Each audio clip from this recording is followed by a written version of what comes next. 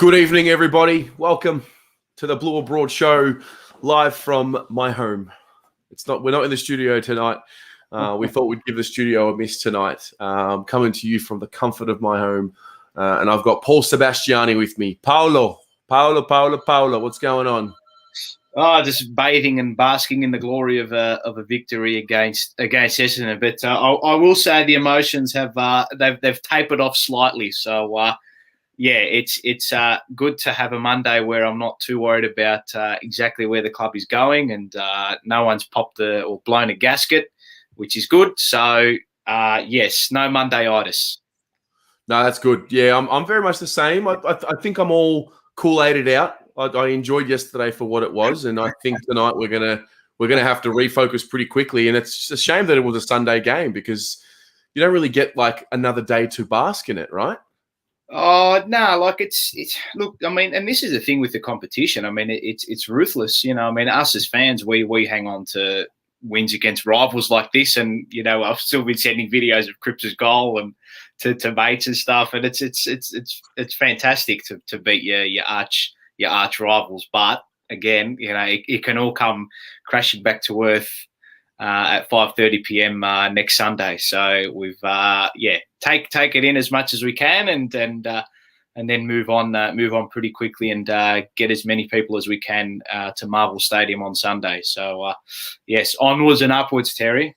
100%. Look, that's not to say that we're not going to go one more round without talking about the game and what it was and our experiences, because I think that would be doing it a disservice. But I think the attitude towards the game was more so about rival, but job needed to be done. We're not getting too carried away because we have to. If we do, we're going to get done next week. Well, you're looking at a class outfit next week, aren't you? A team that's much better equipped, much more efficient, and much more dynamic, and much more dangerous than what Essendon were on the weekend. And that's going to be the challenge for us, because every time we've come to face this challenge this year, we've failed miserably, unfortunately. And it's a matter of us. You know, David Teague always talks about learning. What have we learned? The learnings. We've had 3 or 4 cracks at it, and we're still yet to learn against these big sides. So now it's a matter of if what he's teaching them is going to bear fruit. That's the big question on Sunday, isn't it? 100%. We're going to get through that. We're going to get through a lot more. As you guys at home can see, I've got the members of the channel. There's so many of you. Thank you very much for your support. That's incredible. I can't stop. There's just so many of them. Yeah. So thank you very much for your support. I've got all your names here ticking along the bottom. Your support has done wonders for the channel. Myself, it allows the channel to give back and give free Guernseys away, and actually, I think I can announce tonight the jumper punch. We're giving away. Yeah, should we? Let's start there. Talk to us about what we're giving away at the jumper punch. This is the jumper punch photo competition. Now, each week we get people to send in via the jumper punch page, or through Rocco or Mars or I, our personal profiles. Send in photos with your jumper punches with someone or with anyone. So basically going like that. And we're going to pick, we pick sort of finalists, or we pick the 3 best we get in each week. And then we will end up picking sort of a handful of finalists in the last, or maybe the second last episode. We'll pick the winner. And then on that episode, or the final episode, we'll have the winner on the show, and they'll receive a Carlton Guernsey, a plain Guernsey. And we actually, I think Rocco and I decided today, you'll see it on the show that goes to air tomorrow. We said, you know what, why don't we go and actually, if someone wants their favourite player on the back, we'll do that, and we'll get it signed as well. So a signed Guernsey of your favourite player for the best jumper punch photo, and be creative. Be creative. I like it. Well, yeah, like I said, it's the members of the channel that allow such things to be given away. I think John's asking here, how do you become a member? It's a little tricky. YouTube do make it a little tricky, but long story short, you got to go onto YouTube.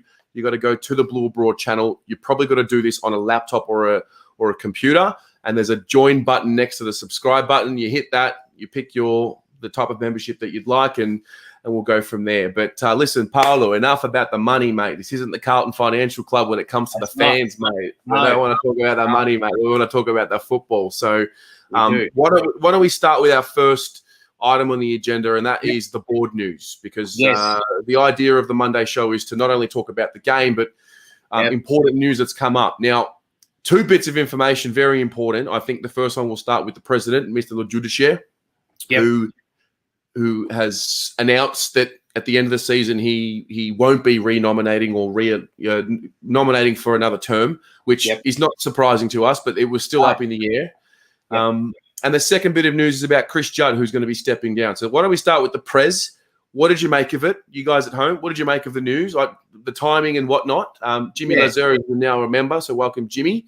But Paolo, what do you think? Oh, look, timing of it, people saying they shouldn't have done it or shouldn't have announced it now. I don't think it really distracts from what the players are doing. I mean, it's I think I'm pretty sure it was actually in the works. I remember reading stuff up saying that it was part of the plan. Like last year, there was mention of it, and when the announcement came, I wasn't surprised because I'm certain that I heard something about him.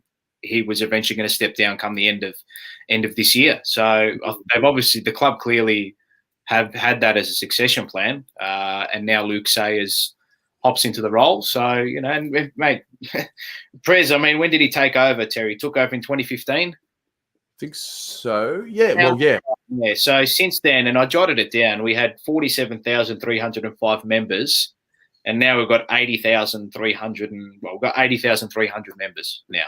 So make of that what you will. From that point of view, he's done a fantastic job. The club is now seemingly in a much better position from a financial point of view. Major sponsors locked away. The biggest apparel deal in AFL history with Puma, and that's the byproduct of the fantastic networking and board that we've had in place for the last couple of years. Unfortunately, warranted, he probably won't see the on-field success as a president, but I think he's given us a good enough foundation to go forward off, which is. Ultimately, when you go in as a president, your ideology should be to leave the club in a better spot than when you first arrived. Has he done that since 2015? Absolutely. Yeah, 100%. I think, I made the video last week because I was noticing a few comments towards him and whatnot, which I think people just missed the point. Like, what is his legacy going to be? I think it is definitely around stabilizing the club. Yeah. Let's have a look at the club when just before he was re-elected. It wasn't in a good spot, and I think at the end of the day, you're right.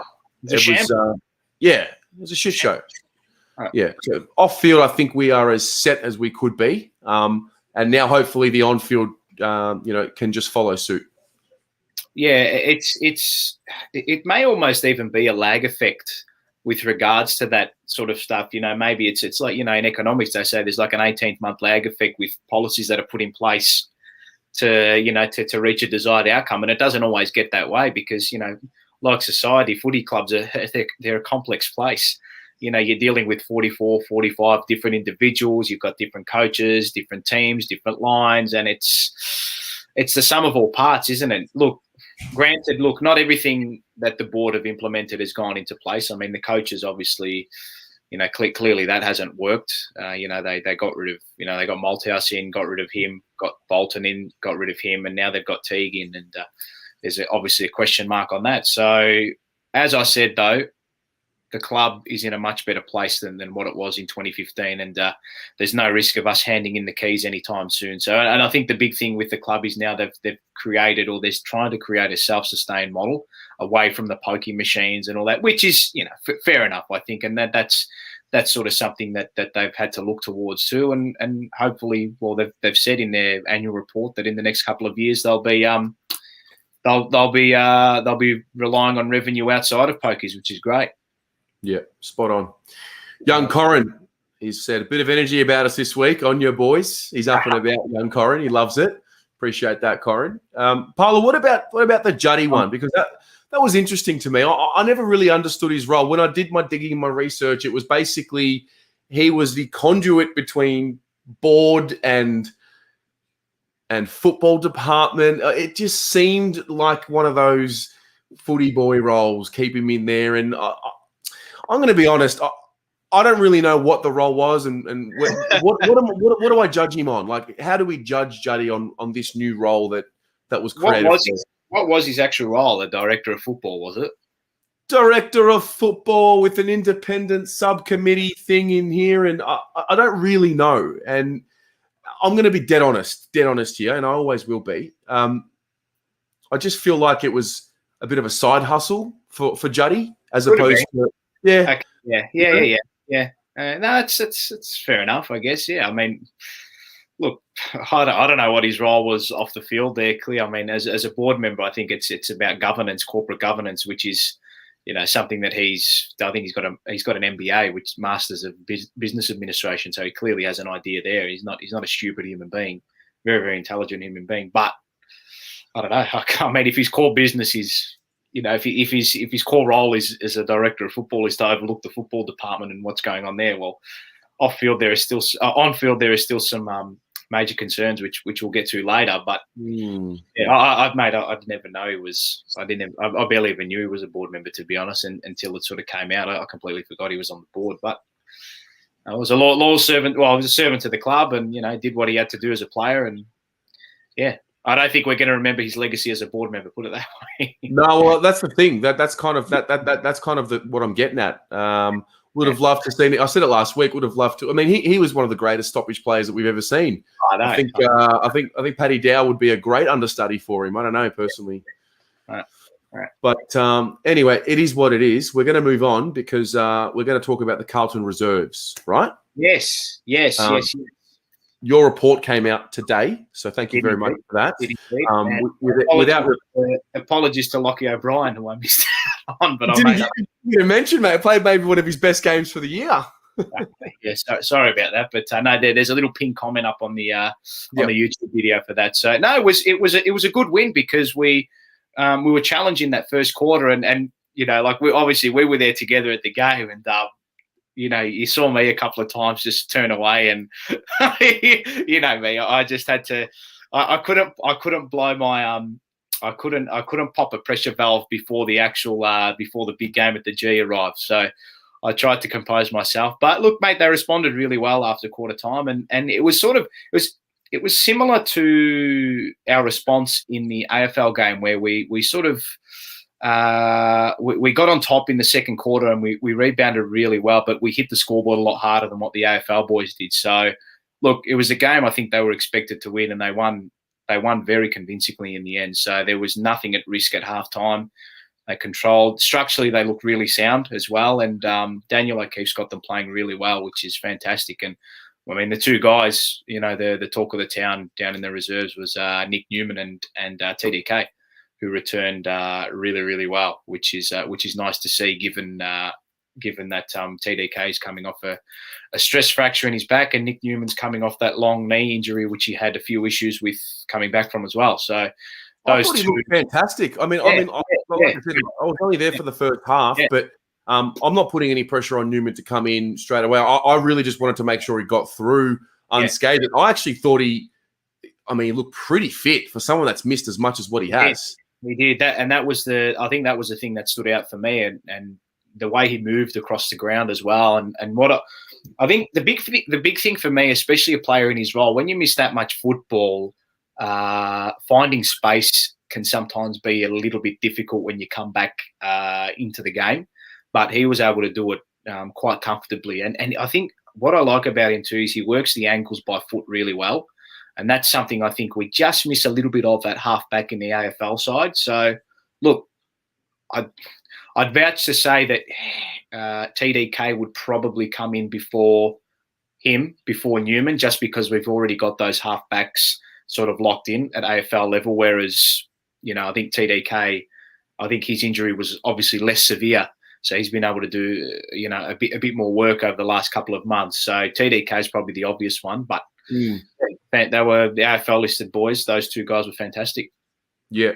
Again, with only the first half of what I saw, I listened to your report last week about Lockie O'Brien and his leadership and whatnot, and I actually got to see it. I thought he responded pretty well from that, and he looks like he's on a bit of an upward trend all of a sudden, you know. And then it's beautiful because the conversation just bubbles because ultimately, and we're going to get to it later with changes, but ultimately Noons has taken O'Brien's spot in the side, so to speak.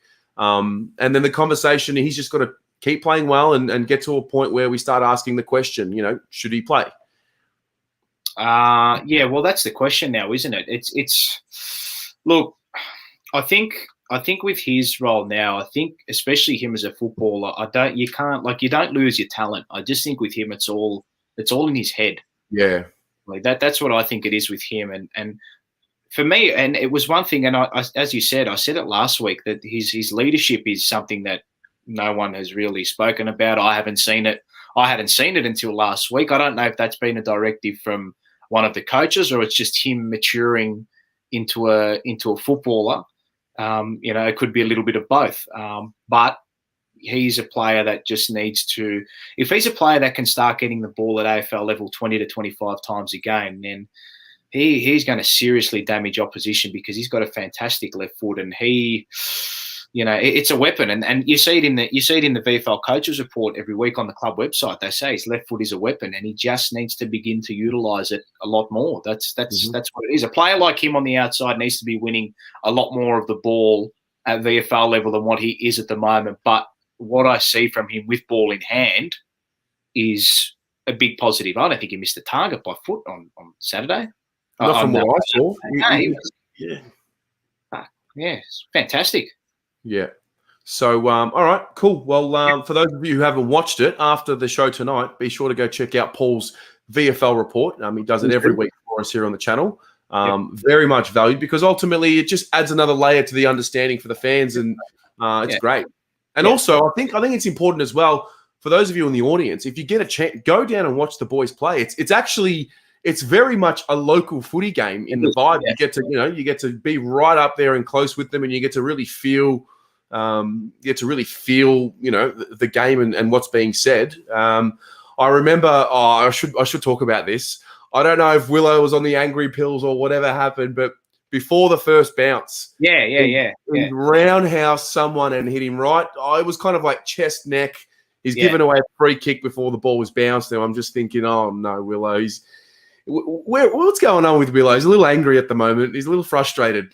Okay, it's all right. Good. Yeah. He's not on the same side. Of course, he's a bit angry. Of course, he's a bit upset. You know, he's another one that's sort of petering on the edge of having a big VFL breakout game and busting the door down to just slightly. He's just a little bit off this year, just a little bit off. But I think all players at that age go through that lull in form, and that's what he's going through at the moment. So, look, mate, the thing is he's fit and he can use the reserves to get back in form. It's not as though he's going, in and out of the VFL side because he is injured. He's got rid of all those ailments now, touch wood. And, there's nothing wrong with developing him down in the reserves, mate. He's only, 22 or however old he is? So plenty of time for him to work on his craft. Yeah. This is an interesting one from Nick Webb. It'd be great if it wasn't on the same day as the AFL. I mean, I don't mind it being on the same day, but the fixturing, I don't know why they've done that. It's like they almost don't want the fans to come and watch the reserves. I do believe it is I think it's to do with the Channel 7 thing. I think that's what the issue was there. I don't know. They might have had to play Better Homes and Gardens at 11 a.m. or something, potentially on Channel 7. I don't know.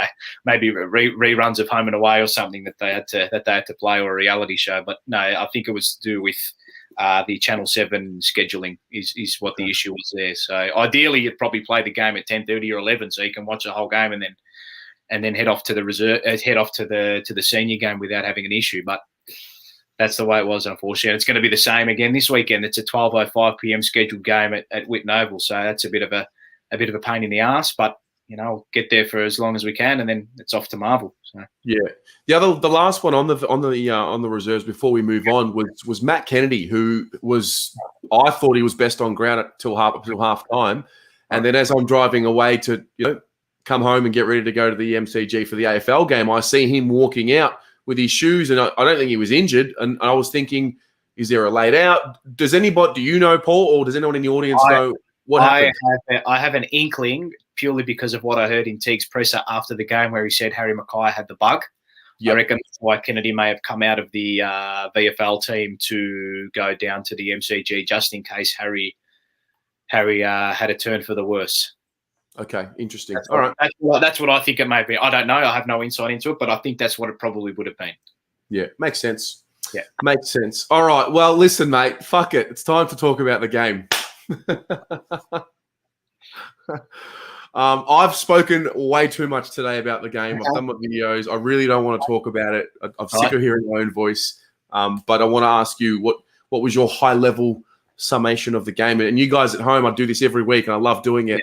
3 words to describe your experience watching the game at home. Put them in the comments, and I'll get them up. Paolo, kick us off, mate. What happened? Yeah, I think, well, I made mention of this on the fan cam after the Collingwood game where I said, fuck, it just didn't mean much to them, that game. It just didn't mean enough to them compared to what it meant to the Collingwood boys out there. And yesterday was a flip from that. It seemed to mean a fair bit to those boys yesterday. And I said it again. I said on the fan cam yesterday, the thing that took it, the brawl down in the forward pocket towards the cheer squad end, mate. It's just, mate, I said things that I would never say in front of my own, in front of mates that I've been mates with for God knows how long, let alone in the public. But it was nice to. I love the hostility.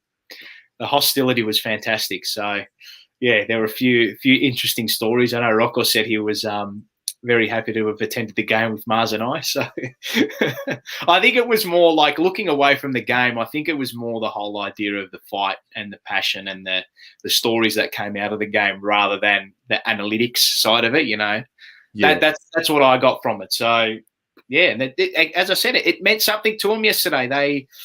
We had it all, mate. We had it all. We were, in the first quarter, it was like, shit, here we go again. We're going to be fucking 2-5. The media are going to fucking come for us. The Bomber supporters, we're going to be leaving the ground early, blah, blah, blah. And then it all turned. It all turned, which is great. So, they were up and about from their win last week too. And they asked a question of us, but we responded. We responded well, which is good. Yeah, 100%. I think you're spot on with the care factor. And yeah, it's quite sad that the fans, I was one of them, and I think a lot of us were just wondering, do these boys know what it means to play against the rivals? Like, we can't, I think you say it all the time. I mean, the times change, but the standards have to remain the same. And that's not just standards of winning, that's standards of the football club. And we hate Essendon, we hate Collingwood, Richmond, all of that. So it was really a relief to just see them, like Mitch McGovern, he let his emotions spill over. And did you see him throw a few? That's mate. It's in, and we have made a special video for that on the jumper punch, which you'll see tomorrow. That was he's copped a $1,500 fine for that, but mate, that's nothing. Given the amount of money he's on, I don't think that's not really too much pocket change for him, is it? Might be a few less bagels on a Monday morning. Who knows?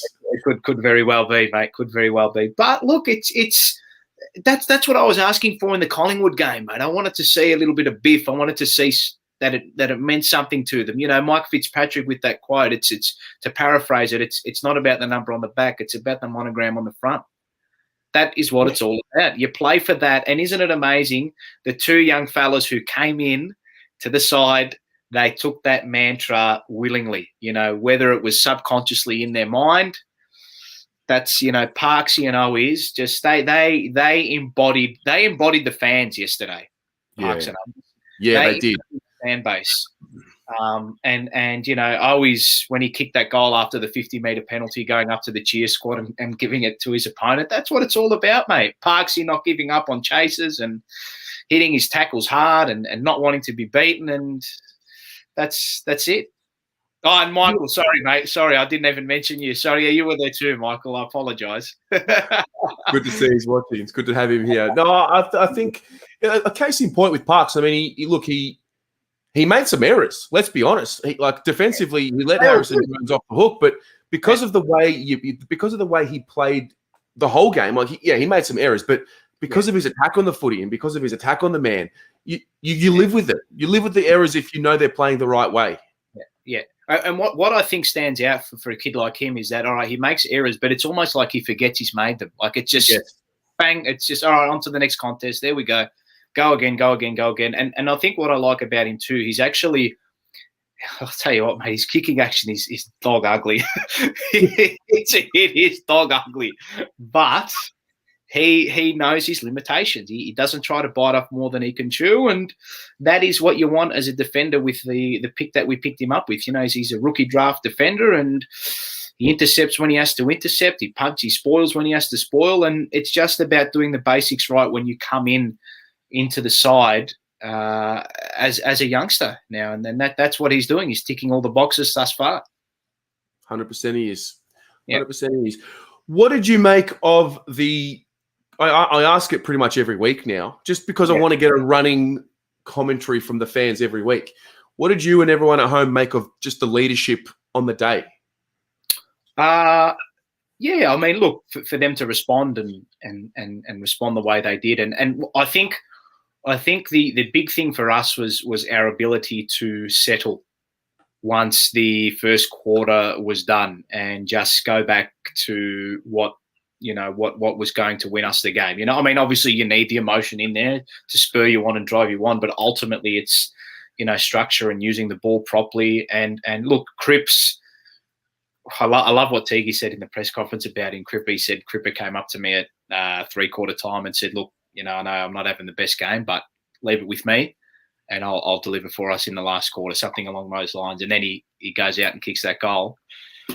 So, it's mate. The big leaders. He stood up. He stood up when he needed to, and Harry's starting to become a leader in that mold as well. And he stood up when he needed to as well. And Sam Doherty didn't have. Look, he wasn't at his most prolific, but you got to think as well. He's coming back from 2 knee recos. He had malignant cancer that was found in the preseason. He has been knocked from fucking pillar to post, that bloke, and he just gets up every week without fail and just keeps at it. So, look, there has been criticism on those two this year, warranted, I think, purely because we failed at each test we've faced against a big team or against those sort of top 4 to top 6 teams.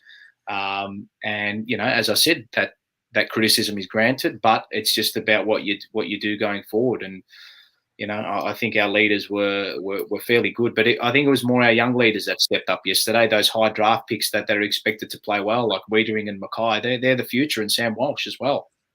I think, I'm glad you said it because Helena put it up here. I felt the same. I thought it was the young blokes or the younger blokes who did a lot of the grunt work in the first 3 quarters, and then Doc and Cripps started getting into it as the game went on. And I think maybe because we've won the game, I'm able to be a little bit more rational.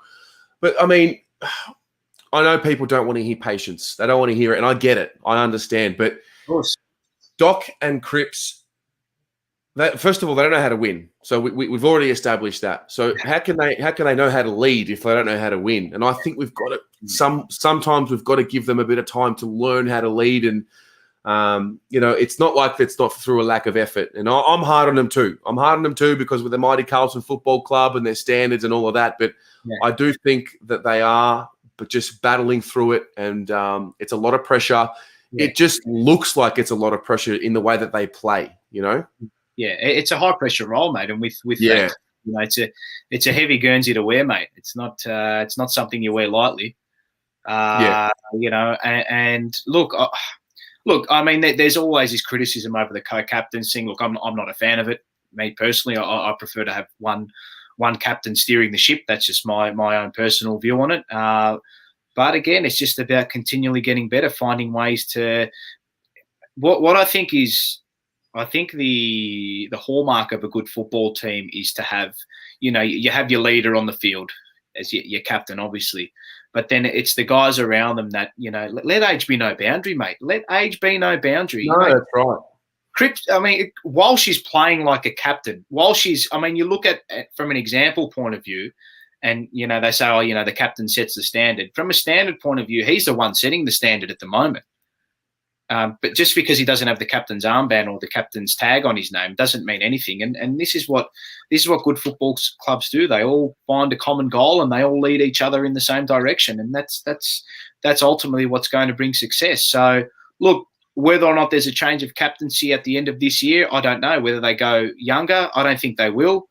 But the results are in themselves at the moment. We struggle in these big games, and the test again. It's going to be again on the weekend against the Bulldogs. Can we stand up? That's going to be the test. That is going to be the test. The test of leadership is, what's happened before. It's how you respond again. Have they learnt as leaders? Have the young leaders learnt?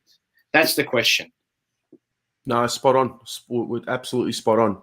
I think it was quite pleasing to see, just in the photos, in the footage, in the contest, the real young kids, like the Stocker Parks, Cottrell, Walsh, just in the imagery. Like we've been accustomed to seeing Mark Murphy for so long, and Cripps is now sort of moving into that category where we've seen him for just his face forever. It was just pleasing to see, and I think there's something to be said. I've definitely been hesitant with the notion of bringing in all the kids, right? Very much hesitant. But the Bombers, if anything, they've taught me something, and that is fresh kids bring fresh energy, and they're more. This is very much an anecdotal comment, but I just feel like for the most part, you're never as hungry as what you are in your first 3 to 4 years. No, absolutely spot on. And the hardest thing is when you're losing in those first couple of years is to keep going back to the well. Really, that's the idea. It's and it's a thing with premiership sides. It's like, okay, we're here, we've done it. Do we have the motivation to do it again? So. Look, I think from their point of view, what I like about Cripps is that I think this is the thing he's had over Mark Murphy. I think because Cripps is such an imposing figure, that is what I think is going to help or hold our club, in the long run. That's what's going to hold us in good stead in the long run. The fact that Cripps is never going to be dominated by a player, clearly, because of his size and his willpower. It's just, again, the big thing for us is, and I know it's getting back to, it's away from the semantics of it all. It's more just from a pure football point of view, is how do our leaders use the ball under pressure? And that's been a big question mark this year, and throughout previous years as well. That's what do leaders do under pressure? It's true. Thus far this year, I think they have failed personally. That's right. Away from the Essendon game on the weekend, in the big games this year, they don't. I don't think it's about them not rocking up. I think it's just more about them being a lot smarter with their decision and just trust your teammates. That's one big thing that I think has been the knock on Cripper this year, and that comes with leadership. You've got to be able to trust your soldiers to get the job done. It's all good and well for you to be the match winner, which ultimately he was on Sunday, yesterday. But now it's up to the young fellas to step up to the plate and start taking the mantra. And conversely, as I said, it's up to those older guys to hand the baton to them and entrust them with ball in hand and with the game. Yeah, no, it's fair.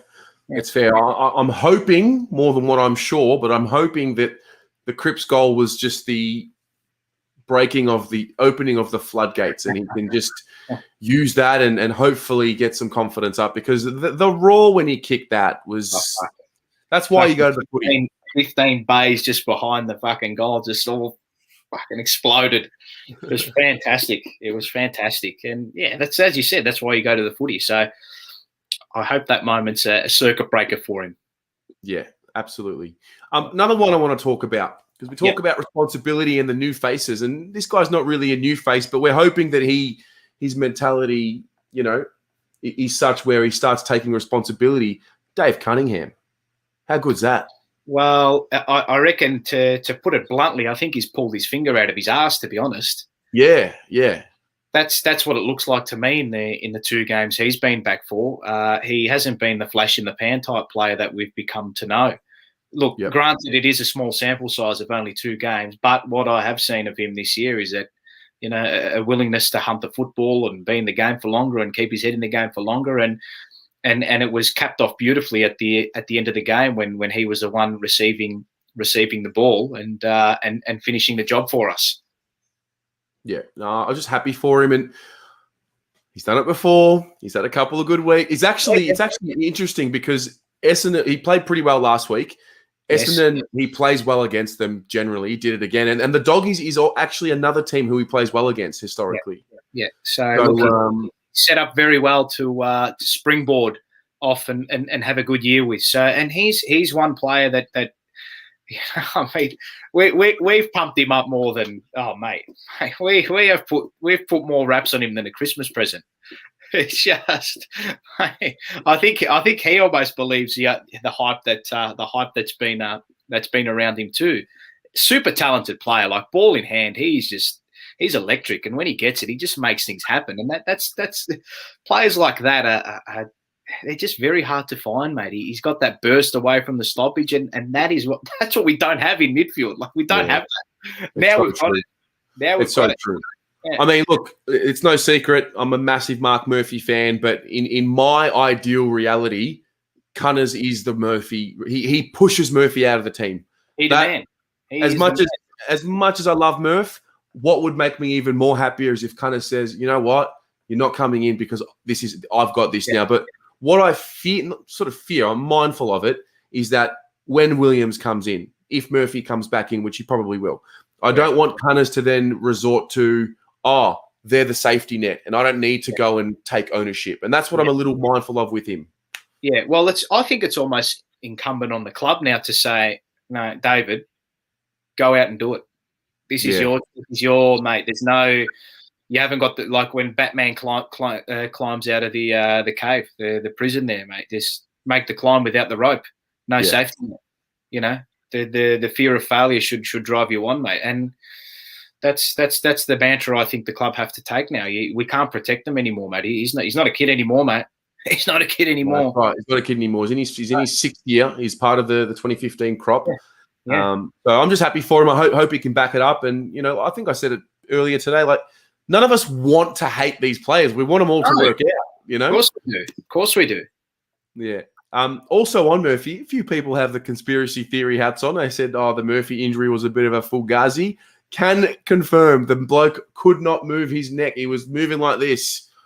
He's no good. He was very, very sore. So I can vouch for him because I have problems with my neck sometimes, and I'll tell you what, it is a living nightmare when the neck goes.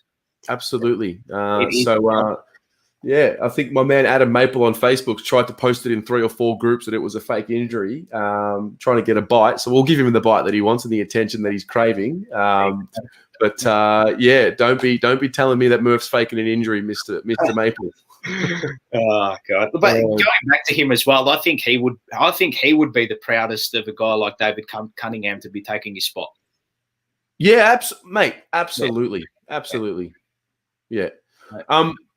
Let's move on because we've got to get a few things done before we've got to talk about a few more things. Let's do the votes. So we're going to go the 1, the 2, and the 3. Yep. You guys at home, put your votes in the comments, and I'll get as many of them up as possible. Paul, kick us off, mate. I had 1 to Adam Sard, 2 to David Cunningham, and 3 to guess who? Mr. Walsh. Sam Walsh. Yeah. What a game by him again. Just we are running out of words to say for this fine young gentleman at 20 years old. He is an absolute star of the competition and of the team, and you said it, mate. Brownlow Walsh. Brownlow Walsh, mate. There's no reason. We've got to win more games now for him to really win the thing. Yeah, that's the key. Yeah, but no, he's doing some fascinating things. I went 1 for Cunners. I went 2 for Wiedering, and I went 3 for Walsh. Speaking of Wiedering, we'll spend a moment on him. I'm not sure if this is what's happening or if this is what needs to happen. But I feel like there's an evolution in this back 6. I think Doc was the leader of the back 6 in 2017 in his All-Australian year. And by the way, he led on the field with his voice and his actions. I don't know if he's playing the same role now, the intercept player. Is there something to be said for how he played Jacob Wiedering? Because I just feel like the way he played on Sunday, we sort of made him a little bit more available to be offensive as opposed to just be a lockdown one-on-one guy. And I don't mind it.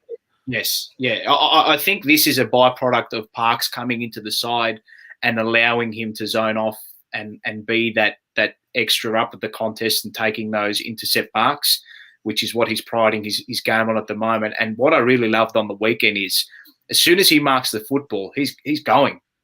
Like he's the first thing he's looking to do is, all right, where's my first option to get us on the front foot?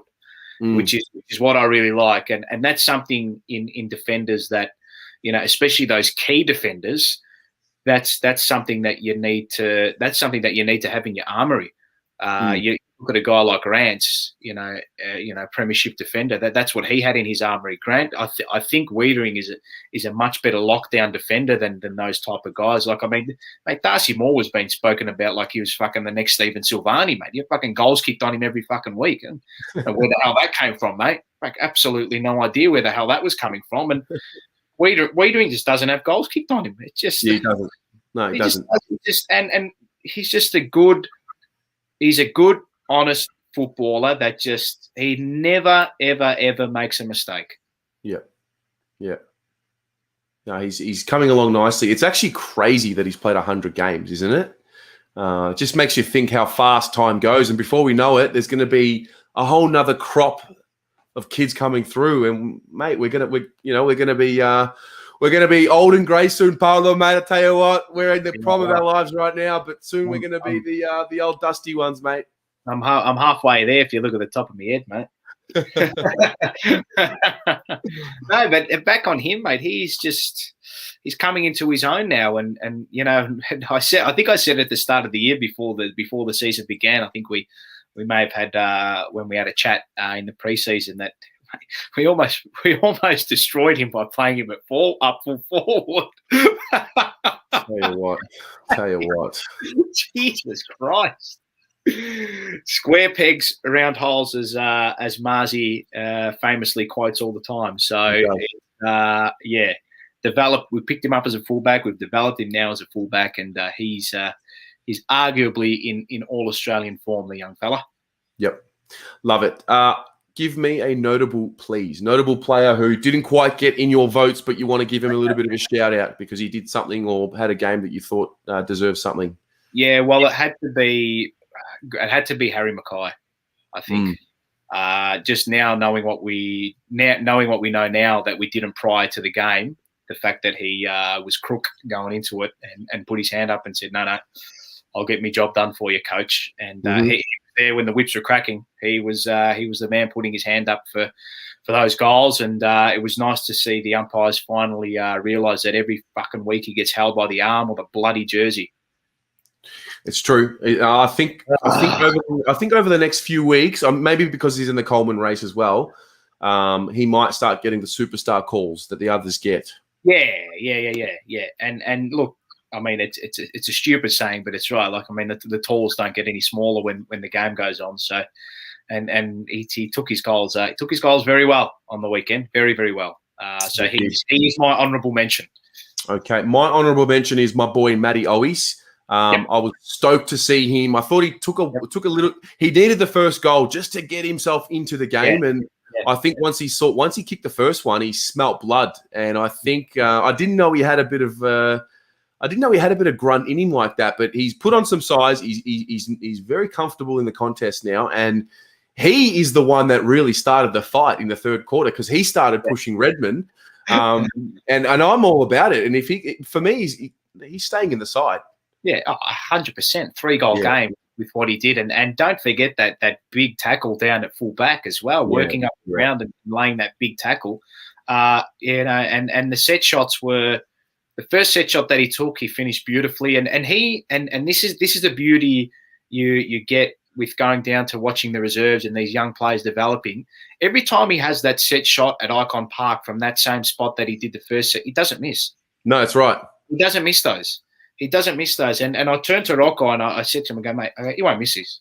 He won't miss this. And he didn't. And he took his second set shot beautifully as well. I know it was only, 25, 30 metres outside angle, but to be able to deal with the pressure of it is a testament to him, and he's working on his craft. And mate, perfect honourable mention for mine. I think he's a good one. It's a good one to be.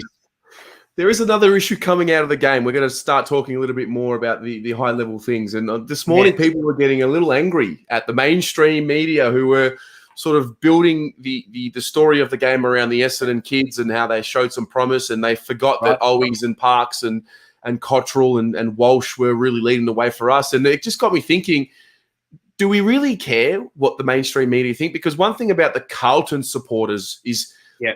We absolutely lead the way when it comes to fan content. There's so many avenues for content for fans. And I just wonder why people are still getting so worked up that, Kane Corns or Tom Brown are making comments about us, because they're just uninformed. That's the reality. Kane Corns is actually the exception. He's very much informed, but there's always that 10 or 15% that he's not informed about, and you can just tell. Yeah. And you know what I think? I also think it's a flow-on effect from the club's messaging and our messaging in the preseason, saying we're ready, we're finals, we're ready to go, blah blah blah blah blah. But then when you actually look back at the list, you think, there's still some. You look back at the team that played out there yesterday, and you think, oh fuck, there's still some very inexperienced footballers out there. Yeah. And I think the Essendon narrative in the preseason was because they went to the draft. They got the picks for Danaher or whatever happened there with him, and they got in all those young picks. I think they played three 19-year-olds yesterday. I think it was the club narratives in the preseason that have shifted the narrative of the mainstream media. I think that's what, there's expectation from our fan base, hence why the media are going that way. And then, whereas with Essendon, it was more, they've lost Sard, they've lost Danaher, they've got these young players that they've picked up, so there's not much expected of them this year. Having said that, though, what the mainstream media is saying about us is nothing that the fans have not said about us this year after losses against big teams. So, it's not.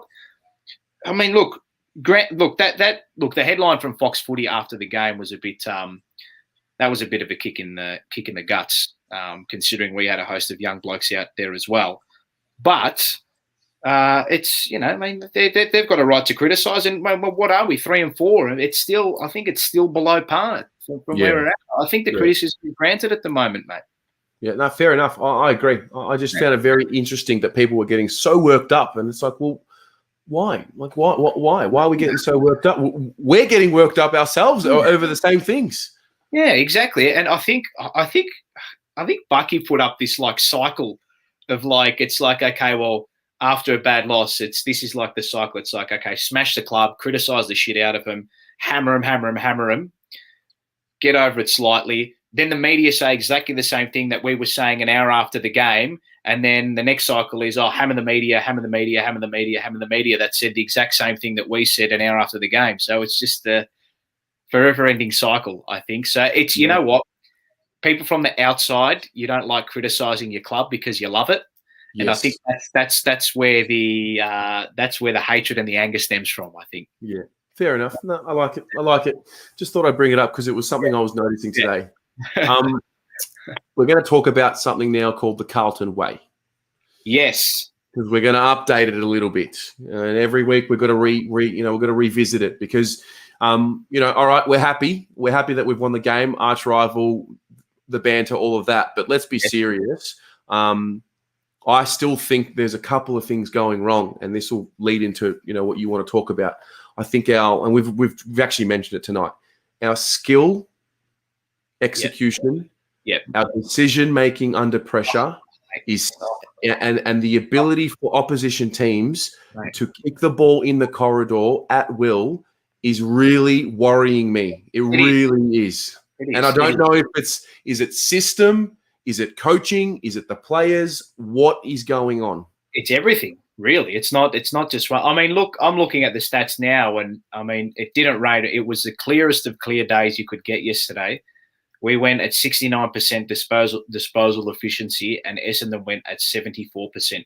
Look, at the end of the day, the scoreboard is what matters. But if you're kicking the ball like that against top-class opposition, you are not going to be winning. Simple as that. The doggies will carve us up if we expose that corridor like we did. Like we've actually, it's not just against the Bombers. We've done it all season. Teams have been able to have that option all season. I genuinely don't think our midfield, defense is not a mantra with them at the moment. There is I just don't see a defensive bone in their body at the moment. And it is a big, big worry. It's a massive worry. We've conceded 100 points yet again. And I think, but it's almost, again, it's like, well, Teague has manifested this into existence because when he first came into the club, he's like, we want to score. We want to play entertaining football. We want to be an offensive football team, which I think we have been. We do try to run and gun when we get the opportunity. I just don't think we have the skill or the mindset at the moment to be able to say, well, when the ball gets turned over, how do we respond to the turnover? That's the thing too. I'd love to see the stat for goals conceded via turnover for us, because I would assume it would be horrendously high, I think. Well, I think someone put a comment up earlier tonight saying that Essendon scored 80 odd points off turnover. I don't know how true that is. I just saw the comment here on the right. It's a worry.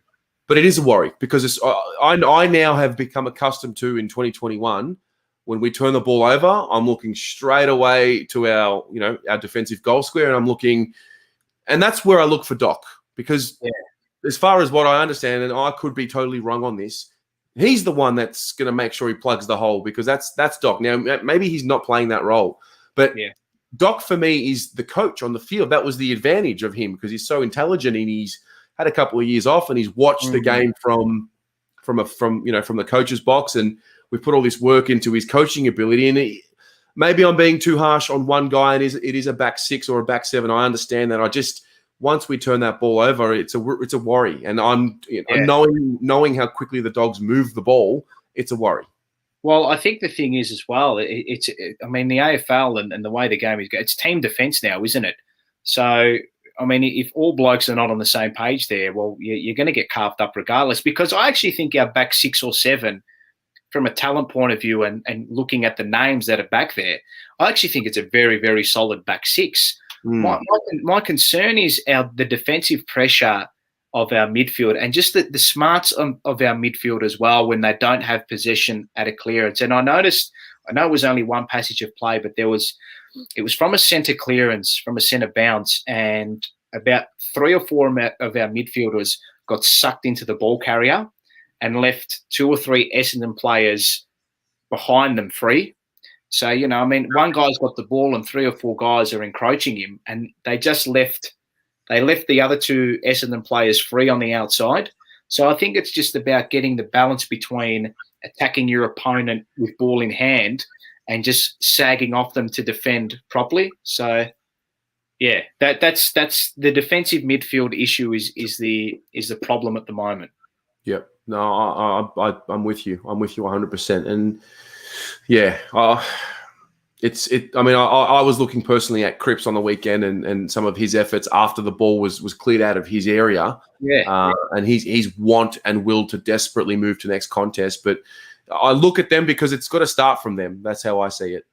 Yeah, no, I agree wholeheartedly as well. And then it's also our forwards, the forward line, and their ability to be able to lock the ball inside the front half as well. I mean, what do they say? The defense is what wins you titles. Defense is what wins you premierships. And that is something that we need to work towards. Having said that, at least it's something that we know that we have addressed, and it's something that we know we need to work towards. Yes. That is the silver lining in it, I think. Yeah, no, spot on. And then it leads into our, we're not previewing the game, but we're going to talk a little bit about the Doggies because it's do we believe in the hype? Do we believe in the bogey team that we match up well? Historically they've been really entertaining games. What's the feeling this week amongst you and everyone at home? Because I'm about a day away from starting to drink the Kool-Aid, mate. My feeling is one of angst and trepidation at the moment. I'm confident that the boys have gained confidence from the win, which will definitely spur them on. But I'm worried about the way we finish that game on the weekend, and the fact that we may carry that into the game against the Bulldogs, which I don't want to see, because they are a class above what anything the Bombers have dished up this year. And as I said, mate, we've failed at every test. We've failed at every single test that we've had thus far this year. And it's not like, to bring up betting terms, it's not like we haven't been fancied in these games, mate. We've been tipped. We've been backed heavily, yeah. And it's, yeah. So, look, we do match up well against them, clearly, because we've every time we've beaten them over the last few years, we've flogged them. Yeah. We haven't just beaten them, we've absolutely smashed them. No, spot on. I mean, for me, this is the fourth finals team for 2021. I think we can safely say Richmond, Port, and Brisbane will play finals in 2021 at this stage. Collingwood just becomes more and more of a just disaster as the weeks go on, it seems. But the Doggies, I mean, they're just they get it now, aren't they? Well, if we do win this week, I think we can finally start building off something. It's something of substance for the fans, you know. Yeah, and I'm just looking at the breakdown now of the game between them and I. I mean, they go at, you're looking at it now, like they go at 76%, we go at 72% disposal efficiency. And the big thing here that I've noted, which is what Essendon killed us with on the weekend, was uncontested possessions. They were walking the ball out of stoppages and spreading hard as well. And that too is I think that's more of a facet of how they play their game by a hand. I mean, their handball to kick ratio is much closer than what ours is. I think we're a kick-centric team, whereas the Doggies like to move the ball via handball. That's a big comment. That's a comment. I didn't realise it was going to take up. Look, and that's what the way we can expose them is what we were trying to improve in the preseason, which is what we'll ask for in the competition, which was getting the ball inside 50 to a 1v1. That is the way we can expose the Bulldogs on the weekend, getting Harry Mackay isolated at the top of the goal square and utilising his height and strength and pace against a guy like Keith, who probably isn't a pure lockdown defender. So, and then it's a battle of the midfield as well. Is our midfield good enough to match it with the likes of McRae and Treloar and Liberatore? And, you know, Treloar has been the addition to their midfield that allows the other guys to free up, and Bontempelli too. So it's a massive test on Sunday, a huge test. Are we up to it? Have we learned? That's it. Heath Buck, just bash the shit out of him, mate. Well, this is what they should be bringing. They should be bringing that hunger and fight that they showed against Essendon into this game, mate. Agreed, totally. Mate, start a brawl before the fucking first bounce. Start a brawl. Yeah, I'm with you. Changes. Yes. I think you put on Twitter today, you're making 5? Well, I don't think those are the changes that I would make, but I don't think the club will make that. I think he's very conservative at the selection table, which is fair enough. You can either be conservative or you can blow shit up if you want, whatever. I know Luke Beveridge likes to blow crap up because that's the way he goes. But look, the 5 changes work for the Bulldogs against GWS. So whether or not we do that, I had JSOS in for McGovern. Yep. I had TDK in for Levi, but look, he might be a game short. That might be the only issue there because he's missed a fair chunk of actual game time. Newman for Plowman, but I think Newman will be held back because he's missed over a year. Williams for Dow, and then O'Brien for Nunes. Those are the ones that I jotted down. I'm with you on Williams. I'm with you on JSOS. Yep. I'm very, very nervous about bringing TDK in and Newman in after a week. Yes. Fair enough. Just because I think with Tom it was a stress reaction injury, which for me says it was a load management issue. Yes. And I'm just mindful of making the same mistake again. But, you know, having watched him in the first half, he can't come in quick enough. He's desperately got to be in the team, you know. So I do understand that as well. Absolutely agree. And I think, look, the obvious – I think the obvious one is Williams for Dow, if Williams is fit, really, because that's a forced change. Yep. And, well, obviously if JSOS is fit for McGovern, the forced changes will occur clearly. Those are the two that will come in, JSOS and Williams, if they're fit. But there could be a surprise. There could be a surprise at the selection table this week. So, look, it's a tough game. I mean, I'm looking at stats back as well. I mean, we match them for inside 50s, 56 each of 2, and average this year. So, you know, just go there and just put our best foot forward, basically. That's all we can do. Just take in the confidence of the past, the fact that we've been able to do it against them before and try to implement what we did. Yeah. Is Setterfield a shot to come in? Potentially, yeah. I don't think he will be, because I think the only midfielders that will come out of that team, I think it'll probably be forced Dow, because of, I don't know, it's a fractured eye socket or whatever it is. I think Williams will be the replacement there, but maybe he does come in the team for, I don't know, maybe he comes in for Nunes and plays that wing role potentially. Yeah, that they tried to develop him into during the preseason and throughout this year. So we will see. All awaits on Saturday night, doesn't it? It does. No, it sure does. It does. Paolo, thanks for joining me tonight, mate. Absolute pleasure, mate. An absolute pleasure to do it after a win against those Skunks as well. So I think, is this the only time? That's the only time we play them this year, isn't it? That is the only time. We play Collingwood again. We get another chance at Collingwood, but we don't get another shot at the Bombers. So yeah, okay. So get onto the Jumper Punch, Instagram, Facebook, my YouTube channel as well, and my Twitter handle at PaulSeb05. Absolutely. Everybody should be getting on that straight after this. A few other bits and pieces for the week. So the Almost Blues Brothers podcast will drop at a special time tomorrow at 7 a.m. So those of you who have got commutes to get to work tomorrow, you will have the Almost Blues Brothers podcast ready to go. Now, that is on the Blue Abroad Podcast Network on all your Spotify, iTunes, audio platforms. Jumper Punch will be dropping tomorrow night. I cannot wait to see what you guys have in store tomorrow night. You're going to love Paul's call, mate. You're going to love him. Yeah, I'm very excited. Also, we've got the Blues Footy Boys will be back on Wednesday night for the live show. The Back to the Bench TV Boys will be back on Thursday for the Next Generation. Johnny Allen has got all the tricks on Saturday mornings. He started a new show called the Blue Abroad Nation, and he had Glenn Manton for a great chat on Saturday morning. So he's good for a guest every week. And I'm not going to spoil anything, but let me just tell you guys in the audience, the Jumper Punch are doing something unbelievable over the next few weeks. There are some special guests coming through that you're going to want to see. So just stay tuned. And as always, guys, love your support. Thanks for being a part of it. And go the Mighty Blues. Go Blues.